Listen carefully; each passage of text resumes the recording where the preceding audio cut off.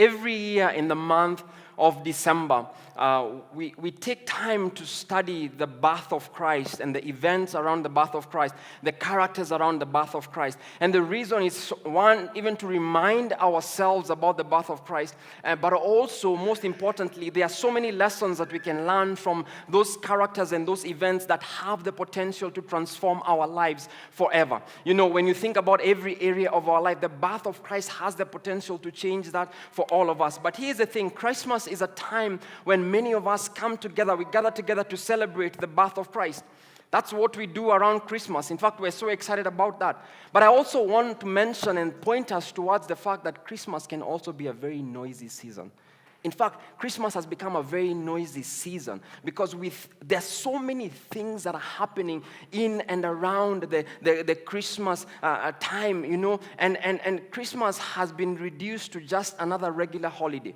You know, there are road trips that are happening, you know, there are parties that are happening, you know, people are traveling, we're looking forward to gathering with friends and family, looking forward to eating more and more in this season. Some of us are celebrating, you know, the festivities and just being in spaces where it's like people just unleash their pantries, you know, and their stores when it comes to December. Everywhere you go, there's just food. People are just eating, and people are party after. I know, but all these could be at the expense of the significance of what Christmas is supposed to be to us. Ask many of us today what we are looking forward to. In fact, just ask the person who's sitting next to you what they're looking forward to at Christmas. What did they say? We were asked by CJ. What did they say? To eat. How many of us said party after party? How many of us said looking forward to closing office? You know, the interesting thing is that many of us are excited. I know the staff members of Mavuno Downtown are so excited to close office next week. You know, I'm not. You know, I'm just speaking on their behalf. But here's the thing. We are excited. Maybe many of us are looking forward to just sleeping and resting. Many of us are just looking forward to engaging in road trips and travel out of this country. You know, how many of us are looking forward to Christmas carols? Okay, like 10, 20 of us, you know. Many of us, we're excited about Christmas carols. But here is the interesting thing, is that we have all these activities around the Christmas season, but they are more for us than they are for Jesus Christ. In fact, Jesus has given us a reason to party after. And in fact, it's the illustration that comes to mind is when, and parents, maybe you'll understand this, and maybe even single people will understand this, those of us who don't have children.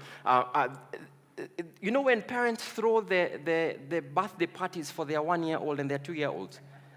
You know, this is my theory, and I strongly believe that I've been shocked, I've been amazed at how elaborate parents can become when they are throwing a party for a 1-year-old.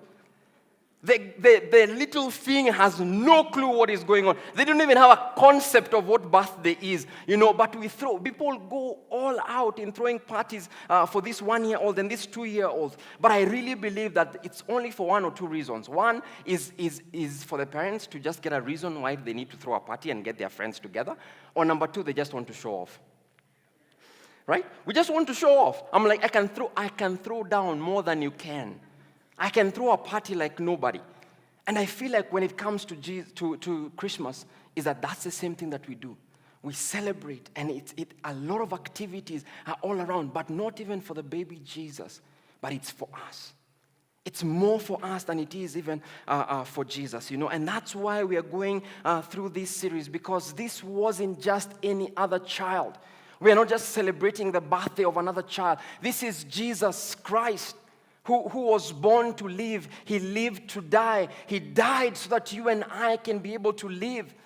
And then he resurrected so that you and I can live in eternity forever. That's why we are going through this series. And the first week, I began by taking us through just the characters, the wise men. We've been going through different characters. And we read through the wise men. And the thing that I said about the wise men, there are 3 things that we learned from them. And this is to pursue, to focus, and to worship. And I talked about we need to learn how to pursue God relentlessly. Because these wise men, they pursued Jesus. They pursued and they followed until where they got to Jesus. Then the second thing is that we need to have unwavering focus. Because we live in a generation where there are so many things that are happening. There's so much information. There are so many new things that keep on coming up every single day. And we need to have this unwavering focus when it comes to following Jesus. And then the third thing that I talked about is how do we worship God unreservedly. Because the reality is, when the wise men got to baby Jesus, the first thing that they did is that they worshiped him with their bodies, but also they worshiped him with their treasure and talent. How do we learn to worship God with everything that we have? Worship God with our bodies, worship God with our talents, worship God with our monies, everything that we have. Worship him unreservedly. Last week we learned about the scribes. And the thing about the scribes, in fact, for me, this was one of those messages that is so on point. Because, guys, it's not just about information, it's about transformation. The reality is that we can get caught up in a space where, in fact, this is the most knowledgeable generation that we have in the history of our world. Think about it. Anything that you want to know right now, I am sure, if you have any question, whether it's in science, physics, or even religion, there's someone here who can answer that question for us. We're the most knowledgeable generation right now. But the reality is that it can just become about information and ceases to become about transformation. And the scribes, they knew, they had researched, they knew about the coming of Jesus Christ. But when Christ showed up, they missed. They missed. They missed who Christ was and who he continues to be. Today, I want to focus on one of the most, I probably say that this is one of the most studied characters when it comes to the Christmas story, and this is none other than Mary, the mother of Jesus. And we first encounter Mary in Luke chapter 1. And we are probably, most of us are familiar with the story with the birth of Christ, And this is, if you're even not familiar with this story, it's one of those stories that even as I continue talking, you can probably be able to piece everything together, because it begins with God sending this angel Gabriel to a town in Galilee known as Nazareth, and he goes and he speaks to this girl by the name of Mary, who's a virgin, and she was pledged to be married to a man by the name of Joseph, who is a carpenter but also a descendant of David. Now, at this point, we don't know very much about Mary. All we know is that she was a teenage girl who is a virgin. That's all we know about her. She was pledged to be married to Joseph. She was living a normal, ordinary life, just going on with her life, and then boom, the angel appears, and immediately they have the conversation with Mary. Everything about her life changes completely the minute the angel appears to Mary. And this is where we find in Luke chapter 1, we're going to be focusing in Luke chapter 1. And from verse 28, this is what verse 28 says to us. The angel went to her and said, "Greetings, you who are highly favored." Can you imagine, how do angels speak? Have you ever thought about that? How does God speak? Have you ever thought about that? So greetings, you are highly favored. The Lord is with you. And Mary was greatly troubled at his words and wondered what kind of greeting this might be. Now, you have to realize that Mary, it is said that Mary came from a humble background. So for her to be greeted this way and for them to say that, "Oh, you are highly favored," this was an unusual kind of greeting. This is one of those awkward things. It's like one of those cheesy pickup lines that men use on you ladies, right? Can you imagine if a guy walked up to you and said, "Greeting, you are highly favored"? Do you think it will work? Do you think it will work? It won't work. So this was unusual for Mary, and that's why maybe she's greatly troubled, because she's thinking, "Who are you? Where have you come from? Why do you use such language? We don't even speak like that even in this space here." But then the angel, knowing that she was very troubled, he responds this way. The angel said to her, "Do not be afraid." Next verse. "Do not be afraid, Mary. You have found favor with God." And then he continues to say, "You will conceive and give birth to a son, and you are to call him Jesus. He will be great, and he will be called the Son of the Most High. The Lord God will give him the throne of his father David, and he will reign over Jacob's descendants forever. His kingdom will never end." Let's pause there for a minute. And maybe this is, most ladies will probably understand this more than men. You can imagine if someone just walked up to you and told you, number one, even the way they've greeted you is already too much. You just feel like, just give me some space. And then the guy goes ahead and says, "You're going to be pregnant." Okay? He even reveals the sex of the child. Angel Gabriel, how about I just be surprised by myself? He even goes ahead and gives you the name of the child. He tells you the purpose of the child. He tells you that he's going to reign, and even his kingdom is going to last forever. It's one of those things that you want to just say, hey, let's pull back for a minute, because this is too much, too fast for Mary. And the interesting thing is that I find that Mary's response, it's one of those where it just baffles you. And here is what I've always encouraged us, let's not just gloss through the words of the Bible. Let's just not read through the chapters because we know like this is stuff that happened in the past. Let's try and immerse ourselves in what is happening in that moment. Because you can imagine Mary, this man has walked up to her. We're assuming it's a man, Gabriel. He walks up to her and then he says and he declares these things to her. This is too much, too fast for her. But then she responds in verse 34, and this is what she says. How will this be? Mary asks, because I'm still a virgin. And here is what I love about this, because Mary, in asking this question, does not doubt the possibility. She's asking about the methodology. She's asking about, give me some more specifics on how this thing is going to happen. Because Angel Gabriel, perhaps God did not download this to you when you're coming down from heaven. I'm still a virgin. And from where I've come from, I have to sleep with my husband for us to get a child. So if you're talking about me getting a son and getting pregnant, then I don't know even how this is going to happen. Although, yes, God is probably going to be able to do this. And we have found ourselves in these situations often when we undoubtedly know that God is asking you and I to do something, but everything around you does not make sense. How many of us have been in those spaces where you know for sure, for a fact, God, I feel in me that God is asking me to do this very thing, but everything around me is not making sense. I feel like I'm currently in that season, especially with my family. And I mean, a few weeks ago, we shared about the transition. And we feel like we're in that season where half the things that we are going through are not even making sense. And I find myself in that space where I'm constantly asking God, how will this be? How will the transition here happen? How will the transition there happen? How will this be? And I'm constantly asking those questions to God. I'm not doubting that God is great and He can be able to do it and He'll do what He has said He'll do it. But then I'm in that space where I'm like, it doesn't make sense. How many of us have been in that space where you feel like it doesn't make sense? Yeah, it's true. Many of us have been in that space where we feel like that. And I wish that God can give us that clear plan and just tell you, here is how I'm going to lay out everything. Here's how everything is going to work out. And we don't know, and we struggle with that. And even when we go and we are seeking answers from God, sometimes even the words that He speaks to us don't make sense. They can be good, they can be affirming, they can be nice words, but they don't make sense. I mean, look at what the angel says in response to this.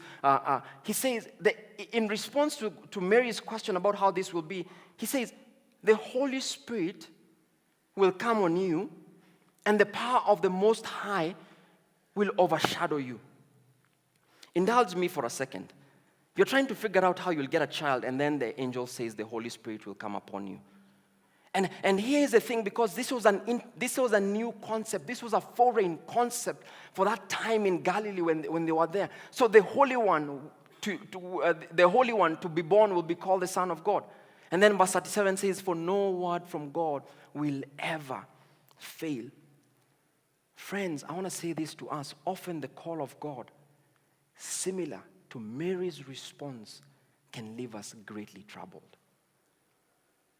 Often the call of God, Mary was now a pregnant teenage girl with no explanation as to why and even how she was pregnant. And maybe there were days that she called on God and for God to explain to her parents, for God to explain to the villagers why she is pregnant at this very moment. And here's the thing, I don't know about you, but often when you receive a call from God to do something, it can be very confusing. Some of us have been in that space where you're probably not even clear that this is a call of God, but there's something that you've been feeling in you, and you're like, I have this strong impression that I'm being asked to do this thing, or I'm being pushed towards this thing. And the thing is that it doesn't make sense according to our human mind. Think about it. Maybe it's to apply to a certain school. And you feel like you need to apply to that school, or you feel like God has clarified that you need to apply to that school, but your bank balance is in the negative. Maybe it's to quit your job. Now we're in a season where everyone is fighting to get a job. There's just been a bad economic situation. And you're like, everyone is fighting to get in, but you feel like God is asking you to step out. And it doesn't make sense. Maybe for you to start a business, when businesses around you are shutting down, everything around you is telling you to go in the opposite direction, but you sense that God is telling you to go in this direction. And it doesn't make sense. Maybe for some of us, you're here, and everything in you about your marriage is telling you, step out. It's time for you to go out. But you know that God is telling you, stay there, my daughter. Stay there, my son. Everything in you is telling you the opposite, but you really sense that God is saying, no, this is the way I want you to go. Maybe it's even to move countries or to relocate. And you find yourself in that space where I don't even know how God, it doesn't make sense. And many of us have been in that space. And as if that is not enough, if I can just push the envelope a bit further. Some of us even stumble on our first few steps. Maybe you feel like, okay, God, that's what you've said. Here I am. You've said for me to step out and be brave. Let me step out and let me be brave. Let me believe and trust in you to begin that business or to launch out in that relationship. Let me believe and trust in you because this is what I feel that you've called me to. And then stuff begins to happen. That in your mind, you start questioning whether you really heard God clearly or you really obeyed God in was this what God was really saying? And stuff begins to happen. Because this also happened to Mary. As soon as the announcement was made by the angel, what happened is that there was census that was declared by the Roman emperor. And they had to travel a distance like from Nairobi to Nakuru on a donkey when she was almost due. Mothers, you begin to understand how uncomfortable and inconveniencing that was. And in those moments, you can even ask God, why didn't you bring the announcement sooner? Or even later after the census, or even before. And you can, in our human mind, we can begin to question and ask those kind of questions.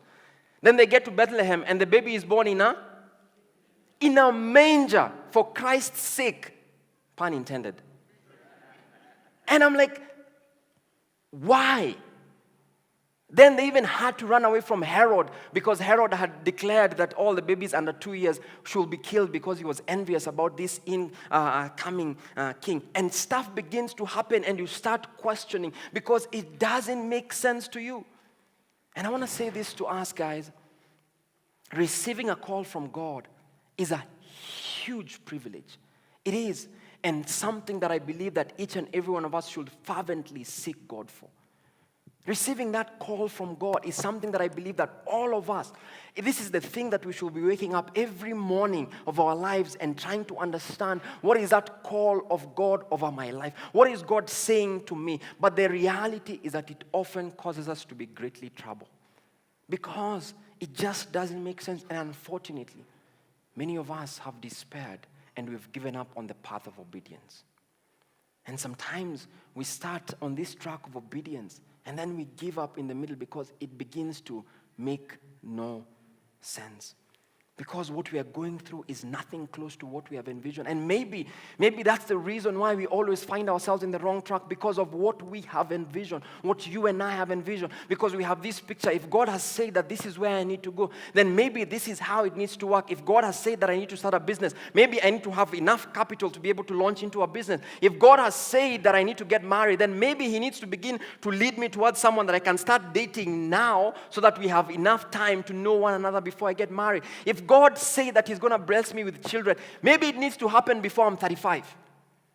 And we all have these parameters that we use to judge on whether God is doing it for us or not, or whether we're on the right track or not. Because, and here's the thing, could it be that at times We give up on the path of obedience because we think that we have figured out God.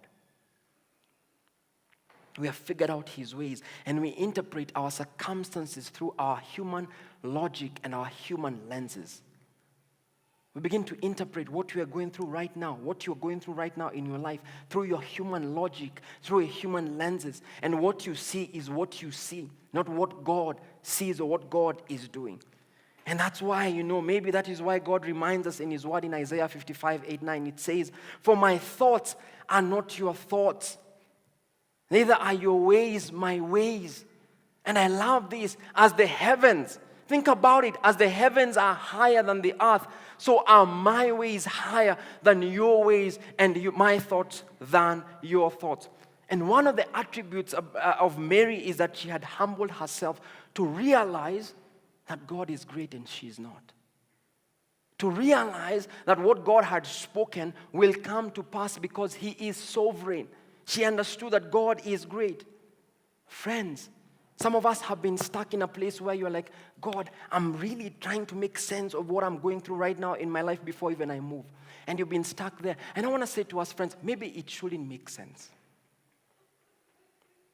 Maybe it shouldn't make sense. You're wondering why that situation happened to you. And you're trying to make sense of it before you move on. And I'm saying maybe it shouldn't make sense. And because, and that's the hardest part for many of us, and knowing that all doesn't make sense, the thing that I find absolutely admirable about Mary, and the thing that I love about her, is Mary's posture towards God's will. In fact, she began by being greatly troubled by the greeting that the angel, by even just this angel showing up. But then in verse 34, she even went and she questioned about the methodology of how this thing is going to happen. But I love Mary's posture because it can tell us something and what our posture should be when we're in that space where it doesn't make sense. And I'm hoping that this will give you perspective of how you need to get into this Christmas season and even as we celebrate this Christmas season. Because when you jump to verse 38, Mary begins by saying something that is very powerful. She says, I am the Lord's servant. And this is beautiful because here's the thing. Many of us have been running from God's call. And what I love about Mary's story is that when she begins by saying, I am the Lord's servant, she's acknowledging that, yes, God, here I am, use me. You have declared that I'm your servant. You have declared that I'm the one that you're going to use to bring forth your son. So here I am, use me. I am the Lord's servant. And there are many of us who are here and you know you need to say yes to God. You probably need to say, I am the Lord's servant. God will use me. God should use me. But then what I want to focus us on is this next point, because the next part of what she says is what for me is mind-boggling. And the thing that such beautiful, simple words that have the potential to change the trajectory of even our life and even transformation as we go through this Christmas season. And what she says next is this: may your word to me be fulfilled. May your word to me be fulfilled.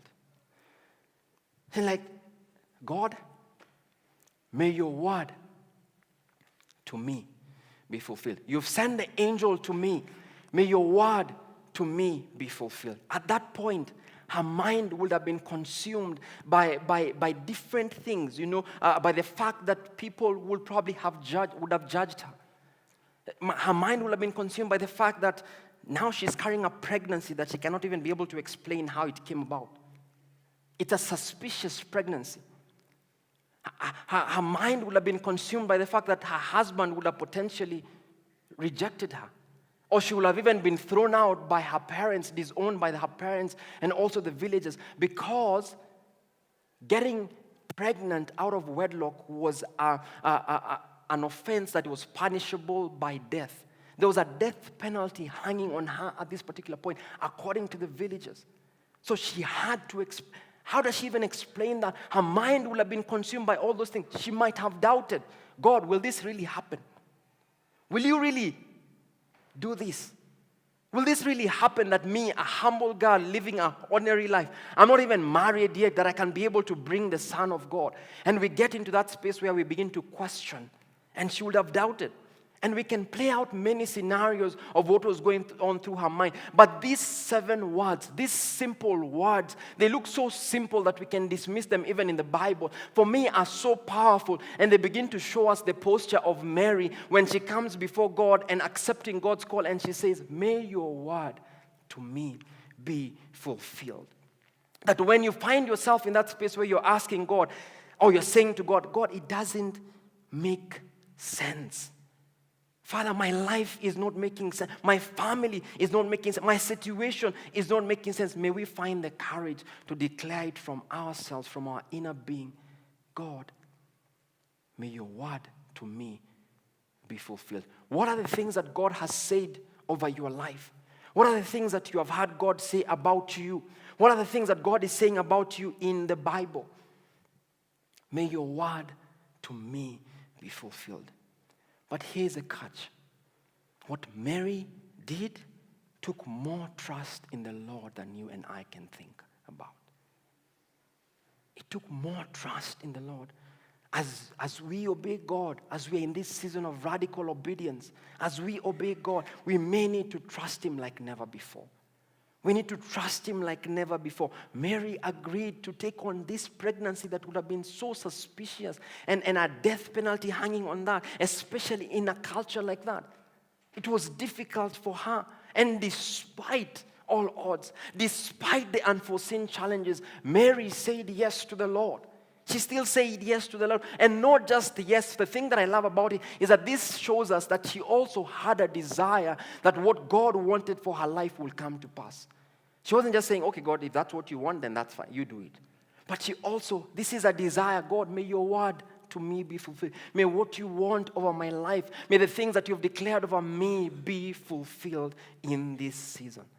Maybe you had something through someone like this, and even the way I'm speaking to us today, maybe there's some thoughts that are running through your mind and you're thinking, that's it. Maybe there's something that is nudging you right now, and God is saying something to you. Maybe it's a friend who spoke and said something to you. Or maybe it's a relative who said something to you. What has God been saying to you? Where is God leading you even in this season? Maybe it's a vision or God gave you a dream as you were dreaming one of these nights. Even a thought that keeps crossing your mind. But then you get to this place where, in fact, the flip side of it, sometimes we know these things in our hearts. In fact, even as you're sitting and you're listening to me, the reality is that you know what I'm talking about. The reality is that thing has probably even come to surface for many of us. You know what God is asking you to do about that particular situation or about that season that you are in. But then sometimes we are fearful and we get into this place where we're like, I don't know whether to go this way or that way. And sometimes, I don't know whether God will provide for me the care, the finances that I need in that space, the wisdom, the ideas that I need in that space. I don't know. So I'm safer where I am. And if you find yourself, and this is something I'm learning also from my wife, Lucy, that if you find yourself in that space where, you feel like God is leading you to do something, but then there are all these things that are keeping you from doing that thing, go ahead and do that thing that you feel that God is leading you to do. That when you feel that, I don't know whether to go here or go here, go ahead and do that thing that God is asking you to do. But there are 2 conditions that I want to give us. They may sound similar, but they're very different. The first one is that thing, so don't be afraid, that thing cannot take you away from God. It can. But then the second thing is that it should lead you closer to God. The reason why sometimes we do things that are not taking us away from God, but they cause us to plateau in our life. Coming to church every Sunday can be one of those things, where you come to church on Sunday and you just sit comfortably and you warm up the chairs and then you go back home and you've been a Christian. In fact, you're probably a founding member of this church, but your life has not changed even a little bit. And many of us, it's not taking you away from God, but you're not moving up. So that's why I'm saying that thing has to move you closer to God. What is your right next step? What is the thing that will move you closer to God? So begin to engage in that, and I'll say do it. And this prayer that Mary made, may your word to me be fulfilled. I feel like it's one of those where you can invite God to begin to guide you even in this journey. As we look back to 2019, As you reflect on what has happened in the past of your life, there are many things that may not, and there are many things that may never make sense to you. Maybe you got a promotion. We thank God for that. Or maybe you lost a job. Maybe God blessed you with a baby. Or maybe you lost a loved one. Maybe you're there, or you've been battling with illnesses. Or maybe this is the best year ever for you. Some of those things will never make sense. We'll celebrate with you, we'll mourn with you, we'll cry with you. And some of those things, it will never make sense to you because you don't understand why God will give you that opening or why God will lead you into that company or that organization. We may never understand everything that has happened or is happening, but let us learn from the woman who God used greatly and take her posture before our mighty God and declare that, may your word to me be fulfilled. My family is in a season where half the things do not make sense. We're in a season where, as we pray and we're trying to make sense of where God is leading us, it's not making sense. In fact, it's just recently that Lucy gave us the language that I feel like somehow can begin to allow us to let go. And it's this: we live our lives forward, but we understand it backwards. Because the reality is, when we look back, we have those, now I get it moments. Because right now it may not make sense, but when you look back, I believe that many of us can begin to say, now I understand why I had to go through that season. Now I understand why I had to meet that person. Now I understand why God had to take me. Now I understand why God withheld that blessing. Now I understand why God gave me that blessing. It begins to make sense. And I believe that many of us can have those, now I get it moment. And I don't know how many of us are here and you're in that season where when you look back at 2019, when you look into 2020, you're like us, God, it doesn't make sense. You've said it, but I don't know how it's gonna work. And it's easy for us to get stuck in that place, because when you're on the ground and experiencing reality, it's difficult. It's difficult for you to go back to the Word of God and say, these are the promises that God has spoken over my life, and I claim them to me and for my family. It is difficult when you're going through that pain season for you to come back to the Word and say, God, you said. God, I prayed. God, I claimed. But I find that these are simple words that Mary teaches us, or Mary shows us, that even when you're in that season, when you're not even able to say a prayer for 2 or 3 minutes, these 7 words for me form a full prayer. That may your word to me be fulfilled. I may never understand what you're doing. I may never understand or make sense of what has happened to me in the past. I may never understand where you're taking me, but God, may your word to me be fulfilled. You know, the thing that I love about this is that as we live out our lives in radical obedience, may this be the prayer that we always utter. That God, may your word to me be fulfilled. What have you said over me? When I look at this prayer, even as I was preparing this message, I was speaking these words over my life. Because God, I know that you have spoken words over my life, not just this year in 2019, but in the years past. You have spoken and you have said that, yes, I will be great. Yes, I'll be a leader in my generation. May your words to me be fulfilled. You've declared that, yes, you will provide for my family. May your words to me be fulfilled. Every prayer that, Lord, has been made over me and my family, may those prayers come to pass, because, Lord, I declare that your word to me be fulfilled. God has been working and He is working. God has been and is speaking. What is God saying to you? What is God saying over your life? Where is God leading you in this season? As you're going into 2020, what is God saying to you? When you walk out of these doors today, what are you stepping into? Let us not just step into a time of celebration and partying after partying, and we miss out on the fact that the minute the angel showed up to Mary, to the Virgin Mary, her life completely changed. And my prayer is that even as we celebrate the birth of Christ in this season, that we shall remember that could it be that God is asking you to step boldly into a season where you're going to trust Him fully, even when it doesn't make sense. Mary was not the Christmas story. She wasn't. But I love the fact that the thing is, she was part of God's story. God had ordained from the beginning, God had planned it this way, and He chose that Mary's part would be to bring the Son, Jesus Christ, into this earth. What is your part?